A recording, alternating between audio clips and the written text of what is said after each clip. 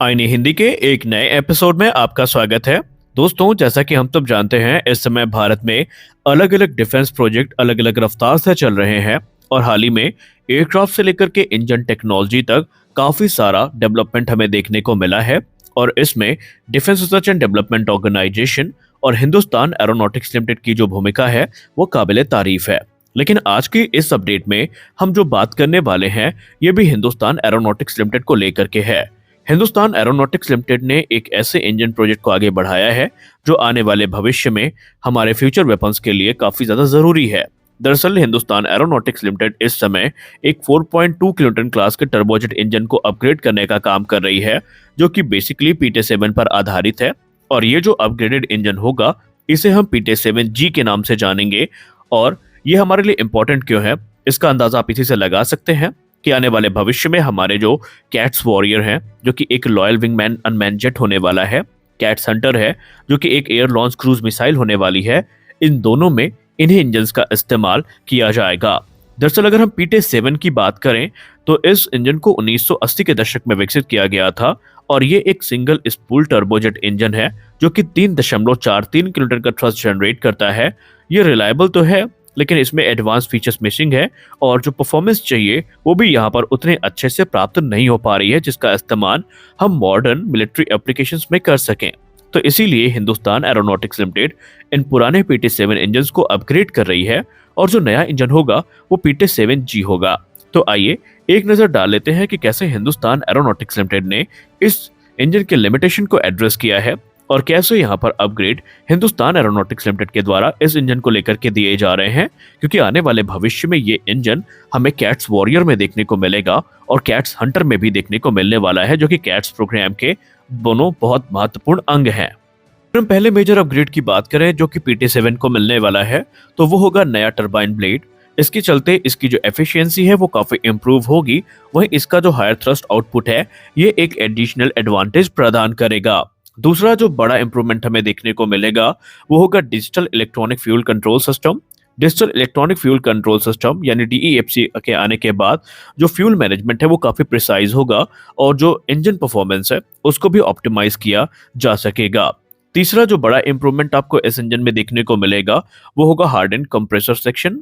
जी हाँ, harden compressor section के चलते इसकी जो ड्यूरेबिलिटी है वो काफी इंक्रीज होगी और जो फॉरेन ऑब्जेक्ट डैमेज है इसके चलते जो इसका रेजिस्टेंस है वो भी काफी इंप्रूव होने वाला है। यानी फॉरेन ऑब्जेक्ट डैमेज से जो रेजिस्टेंस है ये काफी इंप्रूव होगा। अब फॉरेन ऑब्जेक्ट का मतलब बाहरी कोई भी चीज जो इंजन में आकर के टकरा सकती है, उससे जो डैमेज होगा उसको रेजिस्ट करने की जो कैपेबिलिटी है वो काफी इनहेंस होगी। और अंतिम जो इंप्रूवमेंट किया जा रहा है जो कि काफी इंपॉर्टेंट है वो है full authority digital engine control यानी फेडैक का। दरअसल अगर हम फेडैक की बात करें तो ये एडवांस्ड इंजन मैनेजमेंट सिस्टम है और ये जो ऑप्टिमल परफॉर्मेंस और सेफ्टी है इसको कंट्रोल रखता है।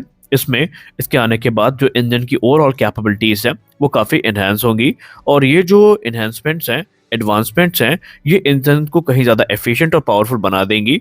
माना जा रहा है कि प्रीडिसेसर की तुलना में जो पीटे-7G इंजन होगा ये तकरीबन 23% ज़्यादा थ्रस्ट को जनरेट करेगा और इससे जो रेंज है ये काफ़ी इम्प्रूव होगी, पेलोड कैरिंग कैपेसिटी काफ़ी इम्प्रूव होगी और इससे एयरक्राफ्ट की जो ओवरऑल परफॉर्मेंस है इस पर भी हमें बड़ा फर्क देखने को मिलने वाला है। और शायद यही कारण है कि भारतीय वायुसेना अपने जो नेक्स्ट जनरेशन की एयर लॉन्च क्रूज मिसाइल है और कैट्स वॉरियर जो कि एक लॉयल विंग मैन ड्रोन होने वाला है, इनमें इन्हीं इंजन्स को लेकर के इतनी ज़्यादा इंटरेस्टेड है, क्योंकि इसमें ओवरऑल देखा जाए तो पूरा इसका कायाकल्प जो है वो हिंदुस्तान एरोनॉटिक्स लिमिटेड के द्वारा इस समय किया जा रहा है। अब सबसे बड़ा सवाल यहाँ पर यह है कि पीटे-7G इंजन का इस्तेमाल हमें कहाँ कहाँ होता दिखाई पड़ेगा और कैसे हिंदुस्तान एरोनॉटिक्स लिमिटेड अपने एम्बिशियस प्रोग्राम में इन्हें यूटिलाइज करेगी। तो पहला जो प्लेटफॉर्म होगा जिसमें हमें पीटे-7 देखने को मिलेगा वो होगा कैट्स वॉरियर, जो कि एक लॉयल विंगमैन है। दरअसल लॉयल विंगमैन एक विशेष प्रकार के अनमैन एरियल व्हीकल होते हैं जो कि मैन्ड एयरक्राफ्ट के साथ चलते हैं। अब मान लीजिए कि कहीं हमला करना है और एनिमी के जो एयर डिफेंस सिस्टम है काफी पावरफुल हैं और हमें पता है कि अगर हमारे पायलट वहां पर घुसे तो उनके जो एयरक्राफ्ट हैं वो एनिमी के एयर डिफेंस सिस्टम का शिकार हो सकते हैं। तो वहां पर काम आते हैं लॉयल विंगमैन, जो कि मैन्ड एयरक्राफ्ट से आगे चलते हैं और ये एनिमी टेरिटरी में घुसेंगे। ये सर्विलेंस मिशन को भी एग्जीक्यूट कर सकते हैं, रिकॉनेसेंस मिशन भी कर सकते हैं और जरूरत पड़ने पर ये स्ट्राइक मिशन भी कर सकते हैं। यानी इनमें वेपन्स को इंटीग्रेट किया जाएगा जिसकी सहायता से जो एनिमी के रेडार सिस्टम्स हैं, एयर डिफेंस सिस्टम्स हैं, उनको ये इजीली न्यूट्रलाइज करते हैं और एक सेफ पैथ वहां पर प्रोवाइड करते हैं। तो यही काम हमारा कैट्स वॉरियर करेगा आने वाले समय में। और इसमें जो पीटे इंजन है ये देखने को मिलेगा। दरअसल ये एयरक्राफ्ट हमें ट्विन इंजन कॉन्फ़िगरेशन के साथ देखने को मिलेगा, जहां पर दो PT-7 इंजन इसको पावर करेंगे, जिसके चलते इसकी जो हाई स्पीड परफॉर्मेंस है वो काफी इनहेंस होगी और मनूवरबिलिटी भी इसकी काफी ज्यादा इंप्रेसिव होने वाली है। अब कैट्स प्रोग्राम में ही दूसरा एक अहम कंपोनेंट है जिसको हम जानेंगे कैट्स हंटर के नाम से। दरअसल ये एक ALCM है। ALCM का मतलब है एयर लॉन्च क्रूज मिसाइल। तो इस एयर लॉन्च क्रूज मिसाइल को पावर करने के लिए भी जो PT-7G इंजन है वो इस्तेमाल किया जाएगा। कैट्स प्रोग्राम के अंतर्गत ये जो मिसाइल बनाई जा रही है ये एक लॉन्ग रेंज की प्रिसीजन स्ट्राइक मिसाइल है, जो कि काफी एडवांस फीचर जिसमें आर्टिफिशियल इंटेलिजेंस भी शामिल है उससे इक्विप होकर के आएगी। और इस एडवांस क्रूज मिसाइल को पावर करने के लिए PT-7G इंजन का इस्तेमाल किया जाएगा। दरअसल ये PT-7G इंजन अपने कॉम्पैक्ट साइज और high thrust to weight ratio के चलते कैट्स हंटर के लिए एक बेस्ट चॉइस माना जा रहा है। और इसके चलते कैट्स हंटर की जो रेंज है वो काफी इंप्रूव होगी और स्पीड भी काफी अच्छी होगी, जो कि इसे इफेक्टिव स्ट्राइक मिशन के लिए कैपेबल बनाएगा। अब सबसे बड़ा सवाल यहाँ पर यह है कि तैयारियां तो इतनी सारी हो गई हैं, लेकिन ये जो हमारा PT-7G इंजन है इसका सर्टिफिकेशन कब तक कंप्लीट होगा। तो हिंदुस्तान एरोनॉटिक्स लिमिटेड ने इसके लिए एक काफी एग्रेसिव टारगेट रखा है, जहां पर बताया जा रहा है कि PT-7G इंजन का जो सर्टिफिकेशन प्रोसेस है ये अगले 12 महीनों में हिंदुस्तान एरोनॉटिक्स लिमिटेड के द्वारा कंप्लीट कर लिया जाएगा। जी हाँ, आपने सही सुना, अगले 12 महीनों में हिंदुस्तान एरोनॉटिक्स लिमिटेड के द्वारा PT-7G इंजन का जो सर्टिफिकेशन प्रोसेस है वो कंप्लीट कर लिया जाएगा। और कहीं ना कहीं ये प्रदर्शित करता है कि कैसे कंपनी इस क्षेत्र में जो रैपिड डेवलपमेंट है और डिप्लॉयमेंट है एडवांस टेक्नोलॉजीज का उसको लेकर के गंभीर है।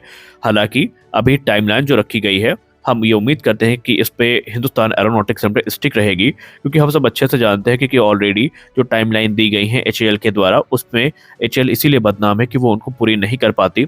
लेकिन हम अब आशा करेंगे कि यहाँ पर जो टाइमलाइंस रखी गई हैं उस पर HAL बनी रहे। हालांकि आपको बता दें कि अभी हाल ही में एक नई फैसिलिटी को इनॉग्रेट किया गया है जो कि इंजन टेस्ट फैसिलिटी है, जिसे हमारे defence secretary Girdhar Aramane sir के द्वारा इनॉग्रेट किया गया है, जहाँ पर STFE-25 और STSC-1200 इंजन का निर्माण किया जाना है। एक तरफ STFE-25 की बात करें तो ये बेसिक ट्रेन एयरक्राफ्ट को पावर करेगा और दूसरे हमारे जो ड्रोन प्रोजेक्ट होने वाले हैं उनको पावर करने के काम में आएगा। तो वहीं जो STSC हमारा 1200 इंजन है ये हमारे LCS प्रचंड light utility helicopter, advance light helicopters को पावर करने के लिए काफ़ी उपयुक्त माना जा रहा है। और बहुत जल्दी ये जो पूरा का पूरा फैसिलिटी ही ऑपरेशनल हो जाएगी और उस हिसाब से जो इंजन निर्माण की प्रक्रिया है HAL के द्वारा वो भी हमें काफ़ी फास्ट देखने को मिलने वाली है। यानी अगर हम एक सारांश की बात करें, एक इसकी हम समरी निकालें, तो वो ये है कि हिंदुस्तान एरोनॉटिक्स लिमिटेड जितने भी बेसिक इंजन प्रोग्राम है उन सबको काफ़ी लेकर के तेज़ आगे बढ़ रही है। और जो फाइटर जेट इंजन है इसमें DRDO भी अपना पूर्ण योगदान देने के लिए पूरी तरीके से तैयार है और DRDO दे भी रही है। तो आज के इस वीडियो में बस इतना ही। मिलते हैं अगले वीडियो में कुछ और अपडेट्स के साथ। तब तक के लिए जय हिंद।